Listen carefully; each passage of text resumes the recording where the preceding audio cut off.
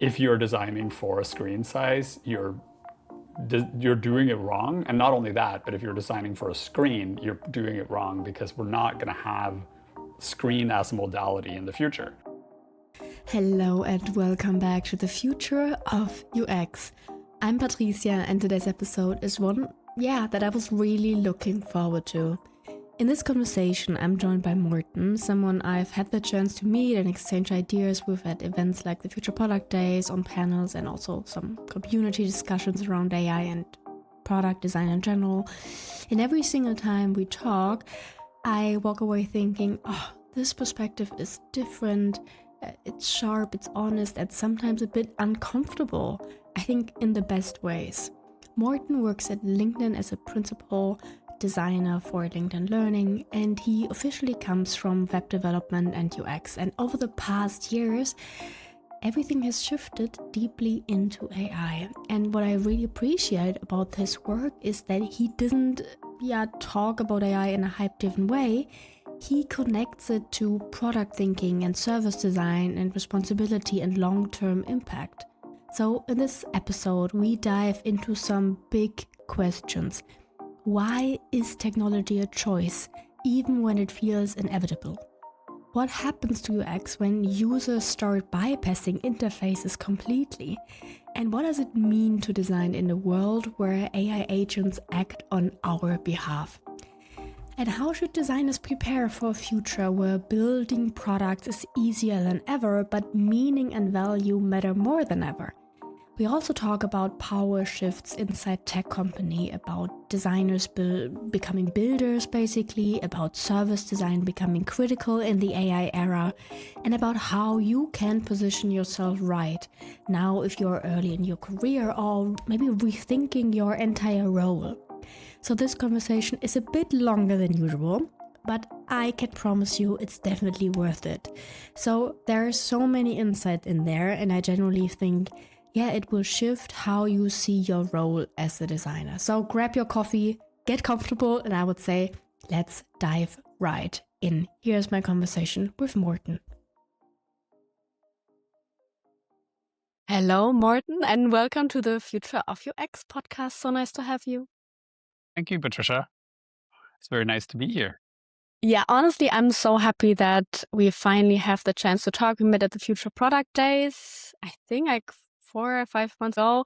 You had a wonderful, very inspiring talk. I really thought I need to get you on the podcast, talk with you about the future, all your thoughts and ideas, and everything that you were basically teaching online. Have a little deep dive into that. Before we talk about AI and your work and how you see the future, let's do a quick intro. So please tell our listeners a little bit about yourself, what you do, and what you're passionate about. I'm Morten. I'm the principal instructor at LinkedIn. That just means I'm one of the people who make courses for LinkedIn Learning, but I am also one of the people who work at LinkedIn doing courses. The vast majority of people who make courses for LinkedIn Learning are experts in their field who come in and do a course like a book publisher. But I work at LinkedIn. And I used to specialize in front-end web development, user experience design, and interaction design. In the past 4 years, I've pivoted to AI because there's a very strong overlap between web development and AI, since almost all AI tools either are delivered through web apps or are delivered through web services, have underlying services that have to do with the web. And it also overlaps really nicely with a lot of things that have to do with UX design and product design in general, because it's all product design and all service design. And so that's what I do. Yeah, I think this is so cool. Also, your take on how UX is changing and product is changing, and also how technology is changing. And this is where I really would like to dive in. In one of your talks, I think it was the TED Talk that you gave, I think last year, you said that technology is a choice. And I really like that framing. Could you explain a little bit what you mean by that, especially today in, where we are in this world where technology basically feels unavoidable. Technology feels unavoidable, and it also feels inevitable Mhm. for a lot of people, right? You see news stories about new technology coming out, and it's always presented as, well, first of all, it's always presented as the next big thing, right? The thing you must have, the thing that's going to change everything. And a lot of the language is very much, this changes everything. But then it's constant. So it's like, well, if everything changes all the time, then change is just normal. And then it's not, then it doesn't change anything.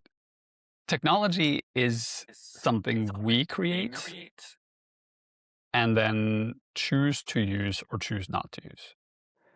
And you can absolutely choose not to use technology, even if it's being presented to you as a thing that is going to change the world, or if it's a thing that everyone must use. That has consequences if a lot of other people choose to use the technology that you opt out of. But at the same time, if you see something you either very much like that people are not using, and then you choose not to use it because other people are not using it, or reverse, if you see something that you think is harmful that other people are using and you choose to use it because people are there, then you are not building the future you want to live in. You are just following other people. The point I'm trying to make that we have to think about the choices we make and how those choices put down the bricks that lead to the path into the future we go to. And you kind of have to step in and make active choices about the future, no matter where Yeah. you are. And of course, this is double true for designers or anyone who works in technology, because the majority of stuff that changes in the world is being driven by technology change. We, as product designers in particular, are actively making choices for people about what they and how they get to interact with technology and what powers and capabilities they get through them. And if we're like, we take on an enormous responsibility by envisioning what the world should look like and then building products that lead us in that direction and then getting other people to build that future for us, right? I mean, I feel, although I totally get what you're saying, and I think this would be ideal that you really have the choice to choose technology, choose the tools that you use. But I'm seeing a tendency. And I'm wondering, like, I'm super curious to hear your thoughts on it. Like, in the past, we chose the tools, how to use them. We basically decided on every single step. And now I feel a lot of the things are, or that we are drifting into systems basically that are being chosen for us. Just thinking about, I just used Claude Cowork. Mhm. I'm absolutely fascinated by it. There's so many agents in the background that basically doing the work for me. Although, yeah, I'm saying like here and this and there, but still the agent has so much agency, pretty much, to choose what to do, how to do it. So I'm wondering, like, are we moving away from giving users agency into systems where everything is controlled? Yeah. Yeah, This is I a big issue. It actually goes deeper than like in your example, you use an agent that then makes decisions and then hooks in pieces to make things work, right?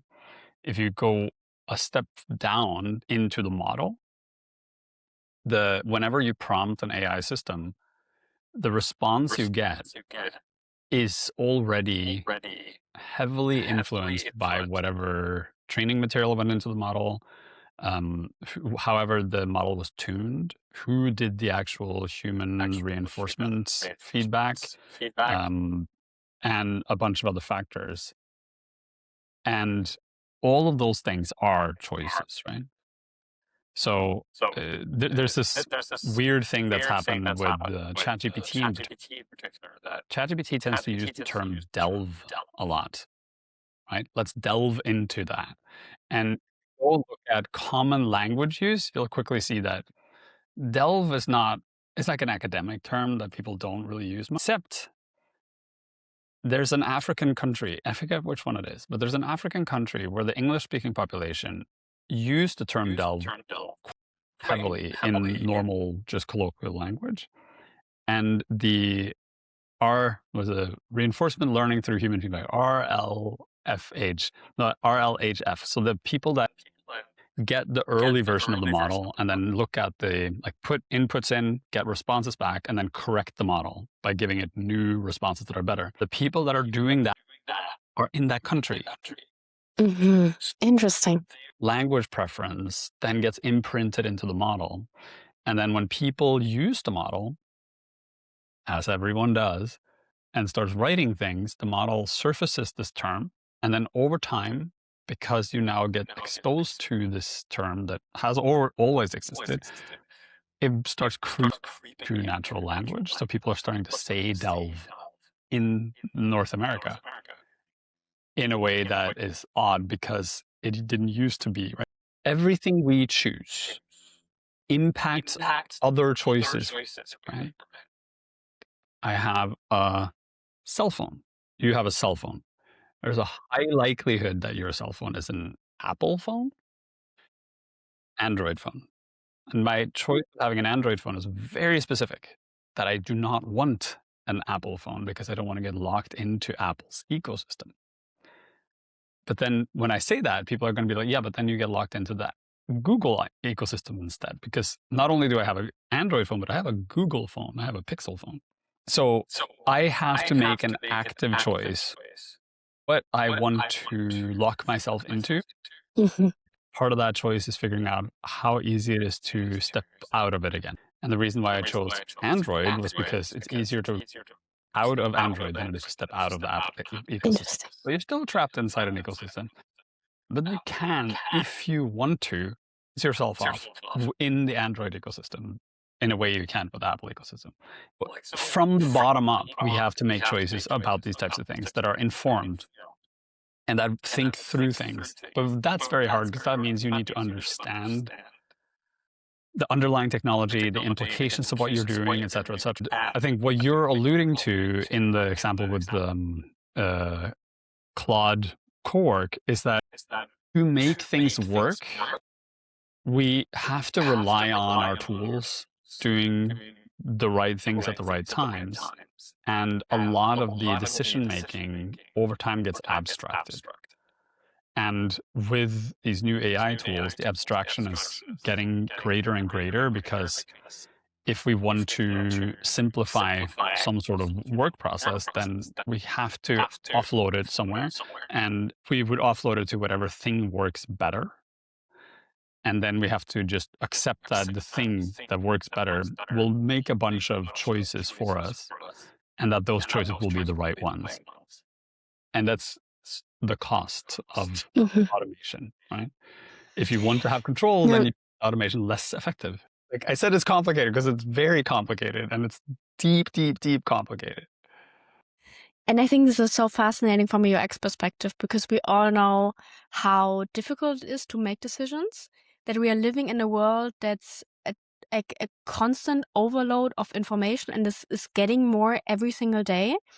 And UX is like, at least the way how most designers work is reducing this overload, making things minimal, making things clear, making it easy to understand, having basically all the information to make this decision of how to do something. And I'm wondering, like, how is that changing with AI? On the one hand, we have more information, we have more content, we need to curate a lot. On the other hand, we also have systems that are taking control away from the user and acting on behalf of the people, of the user. So how do you see that evolving? I mean, this is also a super big question, but for me, so fascinating because it changes so much the way how we think or what we taught in design school or the way how we worked over years. I mean, you're long in the industry. So how do you see that?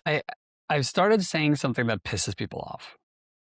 And that is a lot of the time, the things that we think matter don't matter.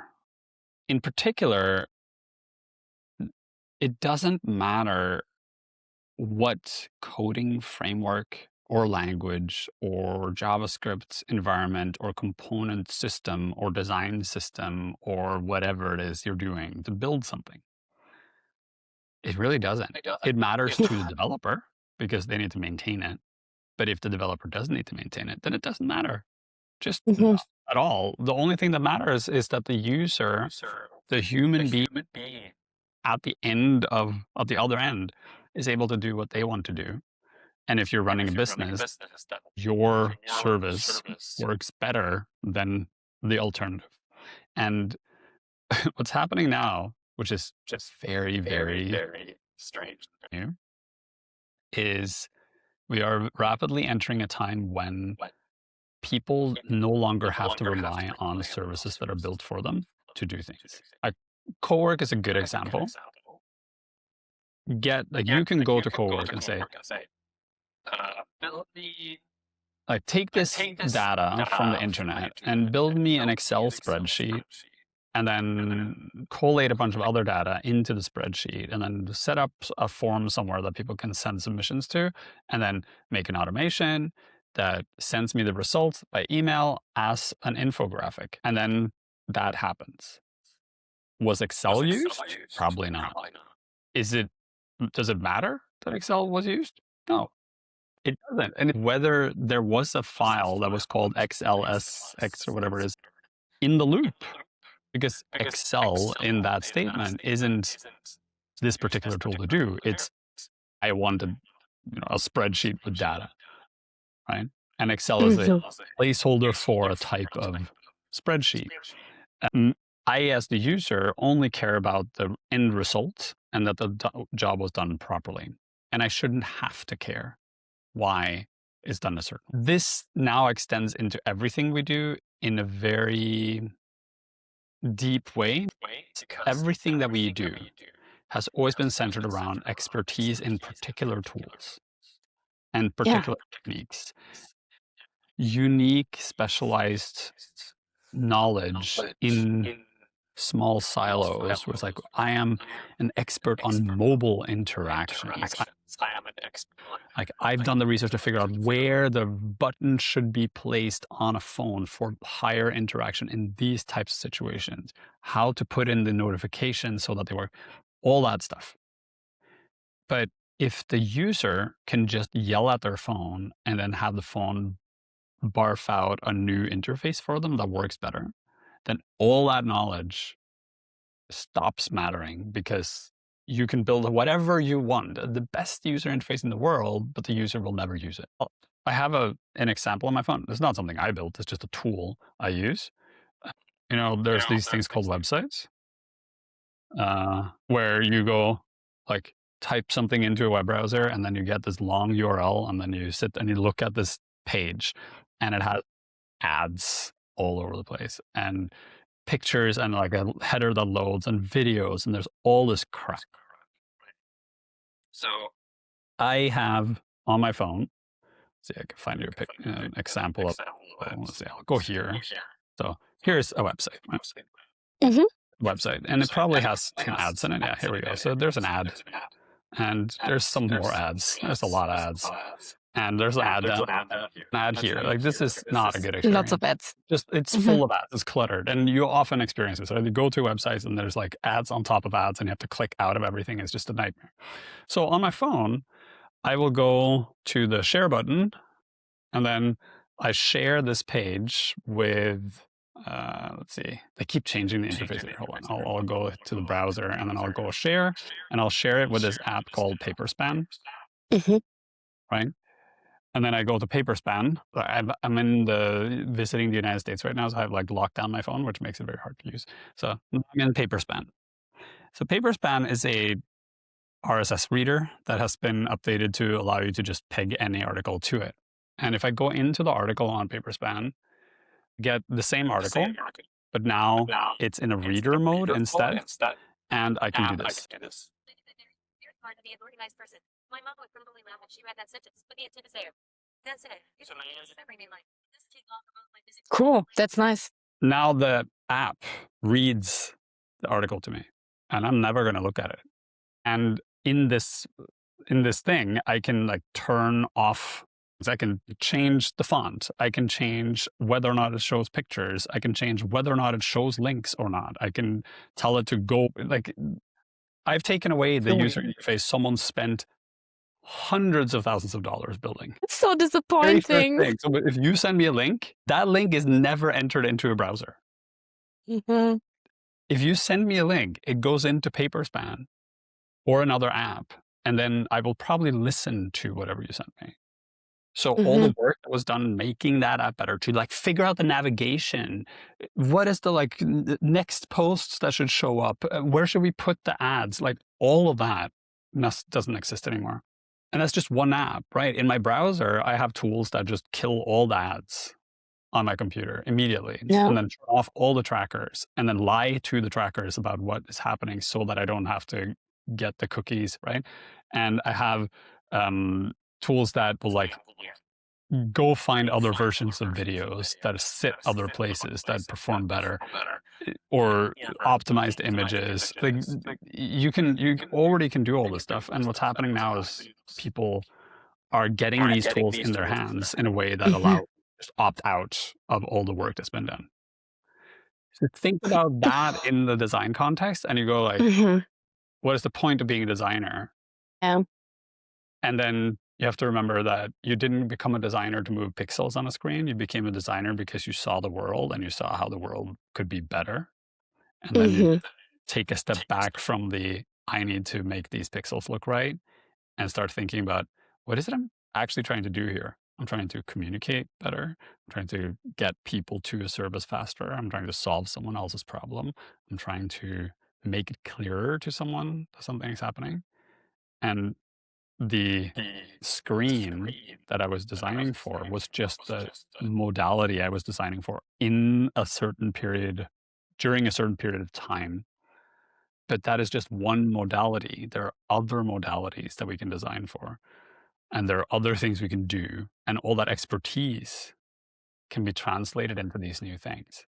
This sounds like everything is moving much more into like a service design direct. This is also less about tools, but more like seeing the user journey, what you mentioned. Also, maybe all the workarounds that users use, like you. Fascinating. I mean, a bit sad to think about that designers spend so much time designing this experience, this app, thinking about the color of the button and the font choice, and then people basically personalize everything. Yeah, just something that you, I think, first, and then think about how the future will look like and how you can design with it. So it's like you say, it's sad that people don't care about the button. There was a period of time in like the early 2000 when we were designing totally crazy web experiences that were heavy on animation. They looked nothing like websites. They were really fascinating in every sense of the term. A lot of them were like incredibly good design. And it was all powered by Flash. And when you look at it now, you're like, well, it was Flash, so no one wanted to use it. And that's not true. At the time, Flash was the best tool we had. And we could do things with Flash that we still can't do today with web design. Destroyed that entire space wasn't actually that the design was bad. In fact, the design being good was what kept it alive. What destroyed it was that the design was getting in the way of what we were actually trying to do. Like people weren't Yeah. going to websites to look at the design or have this experience. They were going there to find information about a company or to get an answer to a question or to do some research, right? So the design was put in the wrong place. If you're building a website for an artist, then sure. But if you go look at websites or apps for art studios or art museums, stuff like that, you'll notice that they have this very specific look to them, which is ultra minimalist and usually very like robust, just blocky, simple. The people aren't coming there for the fancy design on the page. They're coming there for the information about how to go to the museum. And they just need the inspiration to see a couple of pictures that make them like, oh, I'm going to go to this museum. And part of the designer's job is to figure out how do I create an environment that solves that serves the end user the best possible way, which is much more of a giving type of practice than it is and this preciousness of like, oh, but I'm a designer, I make these like amazing things. You're in the wrong job if that's what you're trying to do. Then you become a designer, then you go make posters for bands and do stuff that's design. If you want to do interaction design, which is what anything in the digital world is, then you do interaction design, which has nothing to do with making it pretty and everything to do with getting your user there as quickly as possible. You go, like I have all these design books about web design because they used to do this very cool thing that no one does anymore. They used to actually publish books, take screenshots of websites, and then have like 200 pages of screenshots of websites. So I have Wow. from like the 90s and the early 2000s that are full of just like hundreds of websites. But why? What is it for? Well, it's because it was very interesting design-wise. It was like aesthetically interesting enough that you could take pictures of a website and publish it in a book, right? And the reason you're saying why is because if you did that today, people would be like, why did you print the internet? Like, what is this, a book? No one would publish that book because it's not interesting, like, because it's interaction design. Mhm. The aesthetic part is what matters to get people to do things. People don't give a shit about the aesthetics. They want to get the information. Yeah. And then you go into like, it needs to be fast and efficient and load on every device. I don't know how long you've been in the industry, but there was this period of time where there was a huge discussion about whether a website should look the same on every device. Mhm. I don't know if it exists anymore, but there was a website that was called something like every website looked the same on every device. And then when Okay. you just said no. And not only that, but every single time you loaded it, it would be different. The guy like had some random number generator, and then he would like serve different colors and different fonts and different font sizes and everything. So that every time you load it was different. And all it said was just the word no on a white background, right? Because we used to have like everything is designed for a desktop monitor, and the desktop monitor is a 4x3 monitor. And then all of a sudden it was like, no, it's not. It's more like it's not a 16:9 monitor. It's some like weird weird computer size that actually is sized for a laptop. They were like, well, because then we have to design for that. And it got like a 19, no, sorry, so that was the correct way of doing it. And you have to follow the 960 grid. And then they shipped these things that were vertical. And then people are like, well, then you have to like squeeze the 960 grid in, but that doesn't work. So then you have to figure out some other way of doing it. So then we'll make a mobile app, right? That M.dot website. And then you have a completely different experience on the phone from the actual website. And then the client would get pissed off because it doesn't look the same. And then there was this whole thing about how to get it to look the same. And then people started picking specific sizes. They'd be like, you have the phone, and then you have the iPad, and then you have the, right? But then they started shipping phones with very high resolution screens, and they were all over the place. I once made a map of like what devices that were visiting a website. And I counted over 1,000 different screen sizes. And I was like, how's that even possible? How can there be 1,000 different screen sizes? There aren't that many different phones and screens in the world. I looked more at the data. I'm like, oh yeah, right. So people use Mac computers. Like I have an Apple, like I'm working on a MacBook right now. So if you're on a Windows computer and you open a browser, it opens full screen. If you're on a Mac, every app opens not in full screen, but in like a random size. And then users like randomly resize the browser, and then that's the size it'll open next time. And they keep like moving it around all the time because the interface stacks everything. So then every Mac user has some random browser size. I did a talk. You can probably find it on YouTube. I don't remember when or where, but this is like 2013, something like that, where I was talking about how if you're designing for a screen size, you're doing it wrong. And not only that, but if you're designing for a screen, you're doing it wrong because we're not going to have screen as a modality in the future. And now, 12 years later, it's like, yeah, no, now we're actually moving away from it finally. But the thing that stood in the way was accessibility.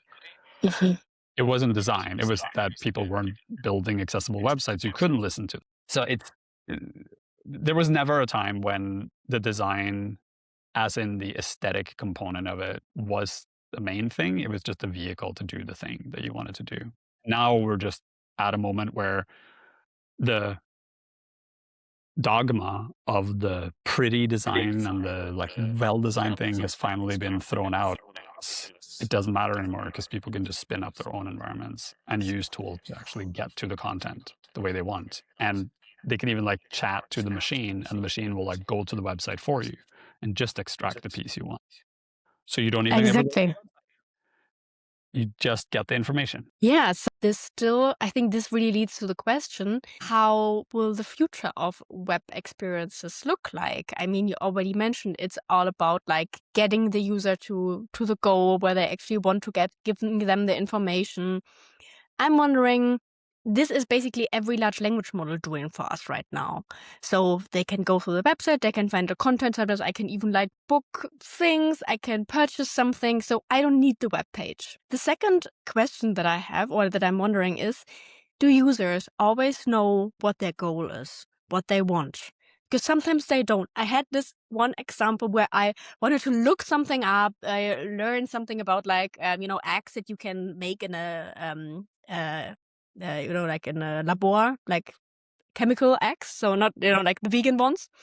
But like, what are they made of? So this was like my goal to find this out. And then I ended up in this huge rabbit hole of like really learning how this is produced, learning about the different products, learning about like the whole, and I was fascinated by it. This was like, something that was not really my goal to learn about it, but I really got into it. I got fascinated. I learned about this company from San Francisco. They have this amazing website where you can actually scroll through.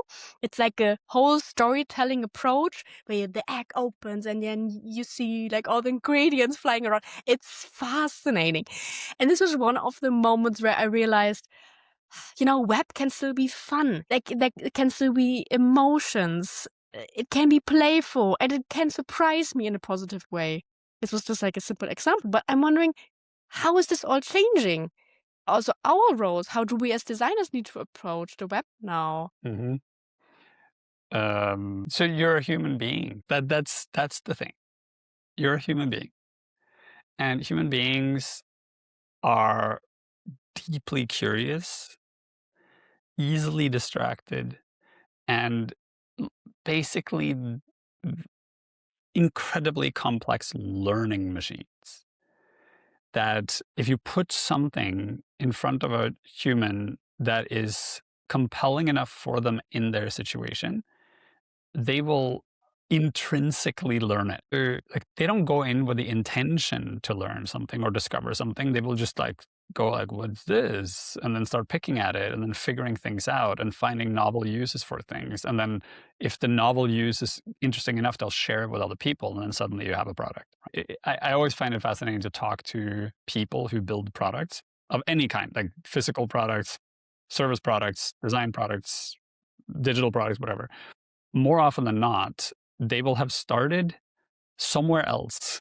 I was going to make this thing that solves this problem. And then in the process, we discovered that it was already a solved problem, but we have this like other solution that we built to solve the problem that turned out to be very useful. And then that becomes the product. And that product is something fundamentally not what they intended to build. And that turned out to be the useful thing because the usefulness of the original product was money for the people who made the product. The usefulness of the final product was actual usefulness for the user. Love that. Yeah. And I'm saying this because the problem that we are facing today is chokehold capitalism. It's a term I've invented that I'm trying to make people use because it's very effective, and then people get offended by it. But it is that. The issue that we have with everything right now isn't that we are changing our behaviors around things, or that we don't have time to learn, or that we, are just or the wrong information. The issue is that we live in an economic framework that where the only thing that is valued, whether or not someone who works on the floor of a stock exchange is willing to pay more or less money for the shares of some company associated with serving the service that you are building. And then the actual work that is being done, and the user, on the other hand, are irrelevant. The only thing that matters is that the line of economic futures projections is at the right angle for a stockbroker or a machine in the stock system to determine that we should pay more money for that stock as opposed to the other stock. So the value extraction that is happening in everything right now is divorced entirely from the actual real human value created, to the point where society is delaminating like a poorly adhered wallpaper, right? It's just coming apart because the distance between how we invest our money and decisions are made is getting farther and farther away from what is actually being produced. The concrete example I can give you of this is that thing that we now call work slop, right? Have you heard this term? No. Have you ever gotten an email where it's very clearly written by AI? Yeah, every day. Someone is like, I'm going to send Patricia an email. But when I say I'm going to send an email, I'm going to go to my chosen AI assistant and just say, send Patricia an email about whatever. And then the assistant writes this like epic novel of garbage and sends it to you, and then you read it and you go, and then you don't read it. You immediately recognize it because it has this like quality of AI that you hate, and then you don't read it, and then nothing happened. The communication did not occur. The person sending it didn't care enough to actually write down whatever they wanted to do, and you never read it. So you're just like using energy doing nothing. If you go to big companies, you'll start noticing that people do this for work.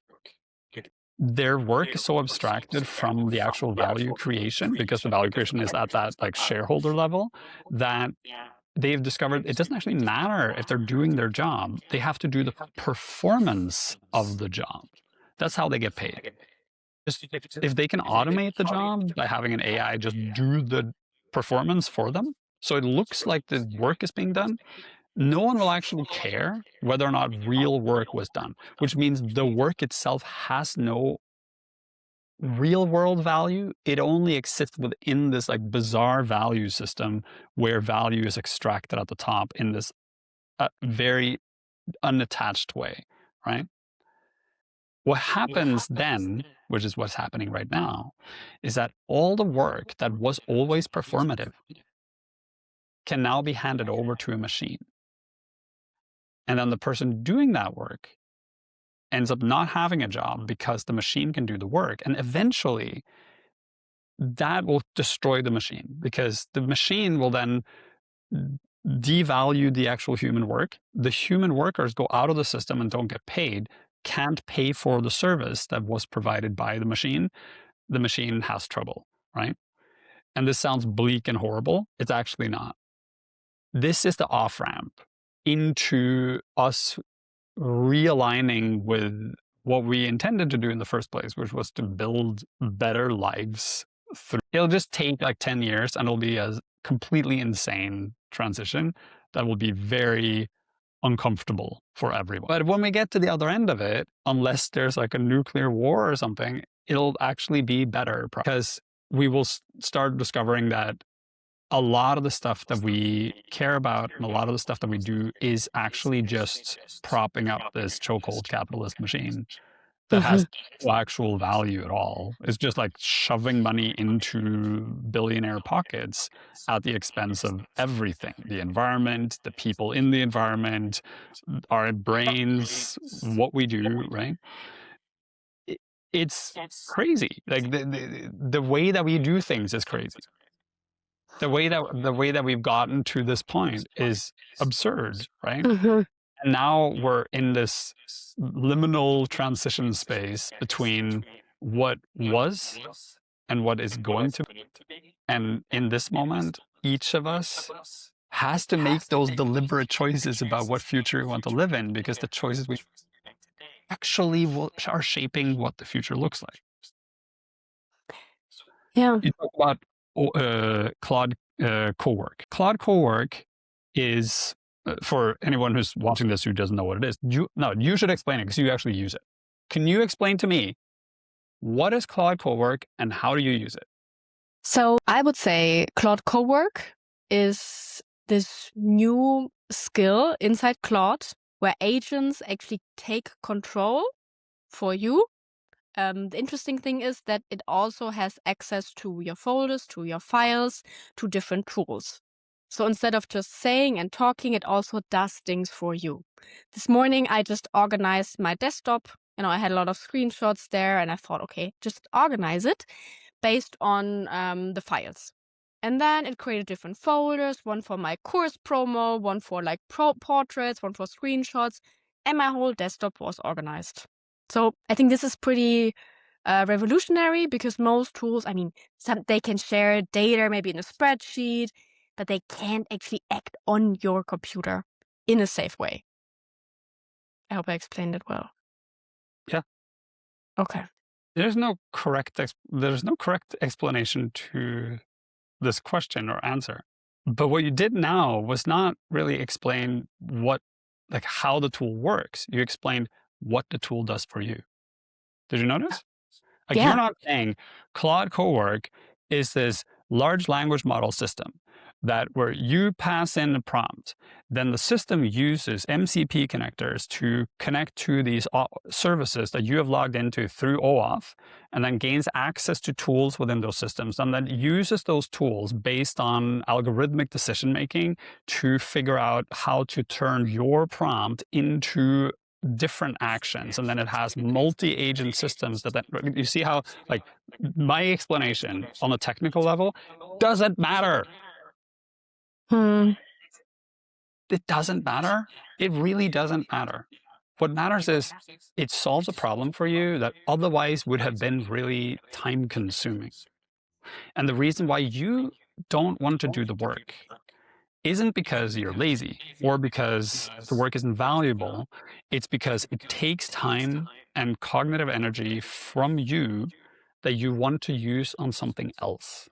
You don't want to move files around or make another thumbnail for the YouTube video. You want to make the content that goes in there. And the reason why you make the content isn't because it'll give you clicks on YouTube and therefore earn you money. It's because you want to build your profile as a thought leader in the industry so that you can convey your hard-earned learnings to other people so they can do better work. So Claude Cowork is a vehicle for you to do the thing you actually care about. And it just does it better than all the other tools we had before. Because it takes all the tools that you used before and it automates the process for you without you having to know how to build an automation into it. Now, and the end result of that is it shows that the value creation is more in the human aspect, what you are trying to do, which is teach other people how to think about design, than it is about doing it the right way or using the right tools. And that's the big thing that's happening now. And it's weird that it's coming from AI. But it is coming from AI, or coming through our use of AI. A lot of the things that we saw value in, a lot of this expertise that was necessary to build tools is being taken from the people with expertise and put in the hands of users so they can do these things, right? Like the automation you described 2 months ago. To do that, you need to understand something like N8N. This is what I used before. It took hours and days. I built so many agents, but it was difficult and it took a lot of time. And now I can do it in minutes pretty much. And it's so much easier. And Claude Cowork it wasn't developed by people. Yeah. They described the product and then they put it in the hands or put it to a giant AI agent system that probably wrote 500,000 terrible versions of this that didn't work, and then some user iterated on it, and then it eventually became a tool, and then they shipped it. Right? And then they constantly iterate on it, which is the same thing again, right? They see real world need, like everyone is trying to learn how these incredibly complicated automation systems work. Like, well, clearly like we have all the pieces in place to connect all these things together, and these language model things are able to generate the necessary code to actually do this work on the fly. So can we build a tool that does that? And then Claude Core came less than a month later. OpenClaw, it's a Moltbot or a Clawbot, like the thing that keeps changing its name, came out. And I just want to be very clear, don't install that shit on your computer. Like that will cause problems. Once you put an idea into the world and it actually is a better idea than the previous one, other people will then be able to replicate that idea really fast. And now that we have these AI tools that can write the necessary code to make things work, the replication of that work becomes much easier. And all the moats that we have, like the moats around our castles of like, I know how to do this particular thing better than anyone else. And even if people see what I built, they won't be able to replicate it. It's no longer true. Any web app that you find, just go to like Replit and say, build this app. You pay like $20 and then you have the app. It's the same app, just to your specifications. And then you don't have to buy that app. Then the value in the app that you were buying wasn't really the app. It was the thing that you do with the app. The company that was selling the app was selling the expertise of building the app, not the app itself. And then it turns out that the value, like the copyright, the trademark, the ingenuity, was ephemeral thing. So all the value propositions that we built around this capitalist framework are about to come apart. The control over capabilities that's built into it, that you have to pay to gain access to, goes away because we have these weird tools. Yes, right now you have to pay money to use these tools, but the tools are getting better and the capabilities are becoming more accessible. And we're rapidly coming towards a time where the thing that you currently pay Claude to do, you can do on your device by downloading a bunch of highly compressed, quantized models were built in an open source environment, and then use open source tools, and then disconnect from the internet and still have it work. And you won't have to understand any of it. You just talk to your phone, and the phone will like wire the pieces together. And it's not because the machine is intelligent, it's simply because everything that goes into a computer, a logic tree, and we've built enough complex computing systems for the logic trees to be able to connect with each other. So what do you think when you think a little bit about the future and about designers, junior, mid-level, pretty much early in their career, or even if you're a lead designer now, how do you prepare yourself for what's ahead of us? Because we're seeing this fundamental change in UX and in product. How do you prepare yourself for what's ahead of us? What would you recommend? Feel like you are on the wrong path. Designers have a better path forward than engineers, software engineers right now. There are two reasons for it. One is that software engineers who used to basically be in power, like right now I'm in San Francisco. All these big tech companies in Silicon Valley are engineering driven. So like decisions are made by engineers, product decisions are made by engineers. Everything is actually engineering, and design is like, now that we've decided things, make it look pretty. And it's weird because when you work in one of these tech companies, you'll often see that you have product people who have amazing ideas. And then they go to say like, we want to do this. And then it's like, no, engineering is doing something else. It just ain't happening because engineering gets to control it. So one thing that's happening is that is radically shifting. And when I say radically shifting, I mean like inside these companies, there are now mandates that everyone has to become a builder. And I say like inside the company because I work in one of these companies. I work for LinkedIn. And we have a mandate at LinkedIn that everyone has to become a builder. And by builder, builder in that context, you build products. If your job is like accounting, you build products now. You use AI to figure out how to build systems that make your job easier so that you can spend more time thinking about why you're making accounting decisions than how to move the numbers around in a spreadsheet, right? If you're in marketing, you are now making products that help the marketing team do their job more efficiently by crunching the numbers differently, by communicating better with the audience, all those things.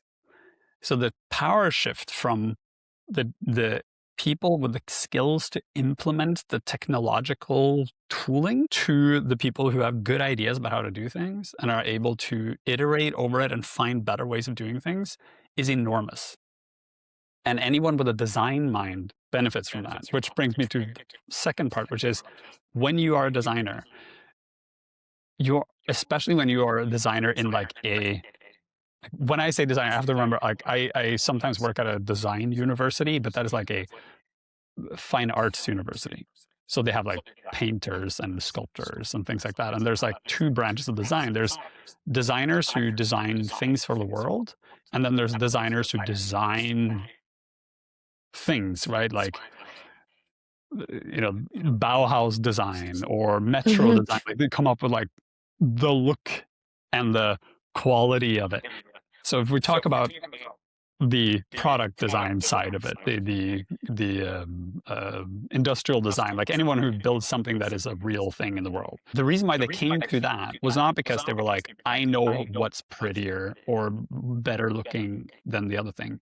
It is because they can see in their mind how things can be different in the world and how that different is either better or more interesting or more engaging or more provocative or more something.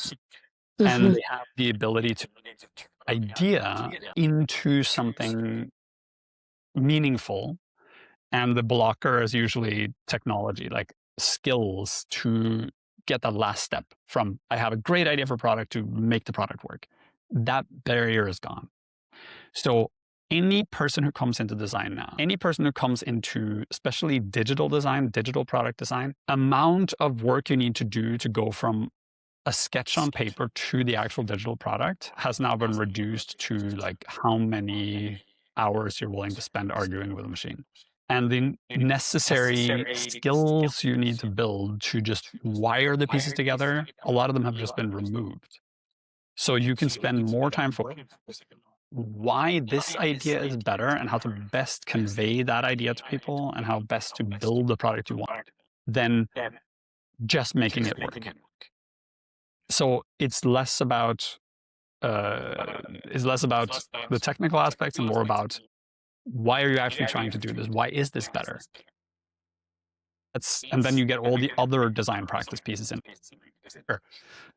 You can make AI build the coolest app in the world, but if the app is terrible, then no one will. And the future we are going into is going to be like, if you make a terrible app, but the backend service is good, then I will build my own. If you make an app that's good enough, then I won't bother. Like, I'll do whatever's easier, right? I'll use your app if it's easier, but if it's full of ads, I'll make my own. I'll use your app if it's easier, but if it's full of shit I don't want and I can't turn it off, then I won't. So you as a product designer then have to think, how do I get to the user in a way where I give them what they need at the customizability level they want, so that it almost like they can like intuitively figure out how to customize it, probably just by talking to the app, and then hook into all the features that they are currently using, like hook into their preferred devices and serve them what they need in the moment they have it so that they stay with your service. And spend the time looking, like actually watching people do things. And I can tell you, like, if I was a design student today, I would be able to do things that I never got past like a drawing. When I teach students today, I tell them that all the stuff that they used to not do properly can now be done. A big part of like design school is to teach students it's not enough to design the thing, you have to prove it by going out in the real world and do user testing. And the user testing is usually the thing where everything breaks down. In Figma, I can design the whole app and I can like do all the connections to it, but then the user does something weird. They click on something that you didn't consider, and then suddenly they're going into user flow you didn't map. And then you're like, right? Yeah. If you design a thing in Figma today, you can put it into Cloud Code or VS Studio with Copilot or OpenAI's Codex or Replit or Lovable or Gemini Studio, whatever, like any of these tools, and just turn the Figma design into an actual functioning app. Then you can go out in the real world and give it to a person and then sit there and watch them build it, use it. And as they're using it, you can chat with the AI. So the user says, I can't find the button. And you go like, but it's right there. And the user goes, I can't find it. And you go like, look closer. And then they'll be like, oh, it's over here. Why is it over here? And you'll be like, Yeah. better? And then you just branch it. Now you have two versions. The next user, you can be like, here. You give them like a random one. And then you see like, are they able to find a button? Yes, no. Right? And then, oh, it needs to be bigger. Now it's bigger. No, wrong color. Oh, you want dark mode? You see? And then you're no longer sitting there going like, I need to understand the JavaScript framework and whether or not the CSS is in the JavaScript or in a separate file and whether I'm using variables. It's like, that doesn't matter. What matters is the user able to do it better now than they were before? And are they compelled to keep using that? Yeah. So the Fascinating. value of that, like being a designer right now is super exciting, but being a designer right now is different. Like when you say you're a product designer, it's not the interface you're designing. It is the actual product, the service, the thing. So you mentioned at the very beginning, you said it sounds like service design. The thing the world needs now is service design. If you're going to spend your time on anything, you spend your time on service design. The one thing these AI companies have not understood yet is that the services they provide are absolute shit. And it's because they're all computer engineers and data scientists who have no comprehension that UX exists or that interaction design exists or that service design exists. And once they realize that they actually are dealing with human beings, they will need service designers.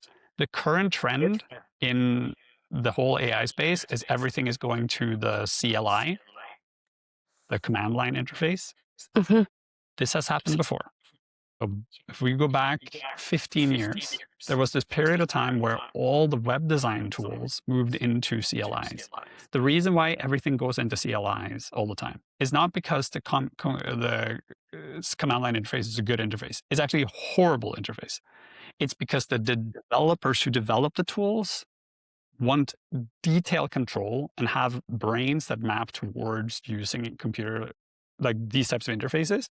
And they just design things for themselves and they're not aware of the rest of the world and what the rest of the world needs. So they're designing tools for themselves and they are still, because of the complexity of the tools, they're still like in charge of that. But the moment a service designer comes in and goes, you can just move that into a different interface and make it like 1,000,000 times better. Whatever one of those big AI companies hires an excellent service designer first and gives that person control, will completely change the entire industry. And anyone watching this right now could be that person who just Hopefully. there will be a line marker in history where it's like, everything was a certain way. And then this one person stepped in and did this one thing and it changed everything. That's going to happen. And I can say this with absolute 100% certainty because the reason why we're currently chatting with large language models is because someone at OpenAI in the fall of 2022 sat there and went, I collect a bunch of data about how people would have a conversation with a large language model. What is the easiest way I can do this? I'll find some framework on the internet where I can just bolt the language model into a chat app and then have the language model respond like a person. And then we'll just ship it and we'll call it, what's the name of the product? GPT. Well, and there's a chat, we'll call it Chat GPT. And then we'll put it up as a research project and see what happens. And then accidentally became like the biggest thing in the world. All of a sudden, a random decision about making a chat app because that was the least frictionful path for the developer. No service design went into that. And none of these companies have done any service design since. They're all just chasing money right now to stay alive, right? So that's where it is. That's where the thing is. Interesting. And I think those are wonderful tips. Really diving into service design, zooming out, like having a look at the broader picture pretty much. And the second thing that I really like what you mentioned is seeing yourself as the builder. And I think this is like a totally different mindset instead of like designing something, making something pretty, but not being able to basically get something out there. And now designers get the agency to be the builder in the team. I really love that. I think this is wonderful. Empowered. It Technology empowers, yeah. technology gives us capabilities to do things. And if we choose the technology we use, and we choose technology that empowers us, we can choose what future we live in. Yeah. All about choosing technology that gives you the power to make decisions instead of letting technology happen. I think this is very like an optimistic ending also of this podcast episode and this interview. Or I feel a lot of people out there, a lot of designers are a bit like pessimistic. They're scared about AI, about all the changes. But I think what you just mentioned. The easiest way to get in touch with me is to find me on LinkedIn. Mm-hmm. My name is giant and complicated, but it's also unique. If you type all that stuff in, then you find me. I will link it in the show notes. So people just need to click on the link. Yeah. And I always tell people, because I work at LinkedIn, I get just a barrage of connection requests. If you want to connect with me, the best way to do it is to like click the connect button and then leave a message and say, I saw you on Patricia's podcast, right? Because then I'll be like, oh, okay, so I know why you're connecting with me instead of just being a random person. That's a wonderful tip, actually, for networking in general. Always leaving a nice note like, hey, I saw you on the podcast. I like your work, whatever. This random connecting with people is a bit difficult, I feel. So I think a wonderful tip, career tip. Thanks for sharing. Yeah, and I'll give you like it's unrelated to how you connect with me, but just like a tip on LinkedIn. LinkedIn is not a social network in the way that any of the other social networks is. Having more connections doesn't make you a better person or make you more valuable. Having connections that are meaningful, as in your industry, actual people who talk about the same things, that's what matters. So building like a massive list of random connections on LinkedIn doesn't make any sense. Yeah. Building a list of people within your industry that you want to connect to, that are actually doing the conversations you want to be, that are making this like your cohort, that's what you want. Yeah. It's unfortunate that people don't like, it's hard to see because of how things work, but if you're like, you should be on LinkedIn. I'm not saying that because I work for the company. I'm saying that because LinkedIn is a good place to be for these types of conversations, and these conversations are happening. And when you go on LinkedIn, really use it to get what you want, right? Like the thing I was saying, use the technology to empower you. A lot of people go to LinkedIn and they go, why am I here? There's all these business bros like posting AI garbage about like, my daughter lost her leg in a shark accident. Here's what that taught me about business. And you're like, thanks. Oh yeah, bro. those posts. What the heck was that? If you just go in and click on the little dots in the corner and say, show me less of this, then you will see less of it. And then when you click in and you see, oh, Patricia is talking to someone about something really interesting, and you go, I like this, and you click on the save button or you go leave a comment, the algorithm is like, okay, I see you work in design. You like what she's talking about. I'm going to give you more of that. Yeah. When you get into the conversations, you start seeing what other people who you are talking to, who they are talking to, what they are sharing. And then you get like your information in the dashboard, right? So with me, all I do is content about the stuff we've been talking about. And I spend a lot of time resharing what other people are posting. Like you posted something super interesting yesterday or the day before that I reshared because I thought it was very fascinating. And I try to engage in conversations.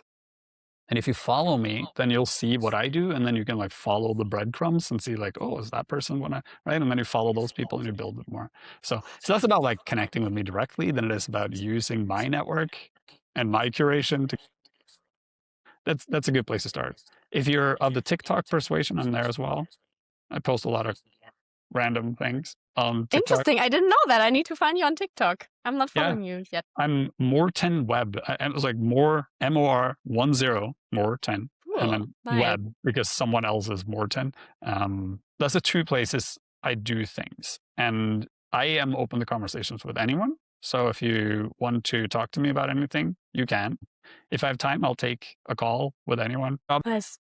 My job is to empower people through technology, to help them build the skills they need to pursue economic opportunity in this environment and to really understand how technology can work for them. A lot of that comes from talking to people about how they use technology, what they're trying to do, what works, what doesn't work. So I'm always open for a conversation. I love that. I think it's wonderful that you give so much back to the community. I think this is so needed at the moment. People who actually share, take the time to exchange ideas and thoughts and don't gatekeep. I love that. So, Morten, thank you so much for being in the podcast. I really, really enjoyed our conversation. I also learned a ton. I really loved having you here. And hopefully I will have you back at some point, maybe for a little LinkedIn masterclass or for another AI update interview. I think there are a lot of opportunities in the future to have you back at some point. Yeah, I love these conversations. I really appreciate you inviting me. Thank you. Thank you, Morten.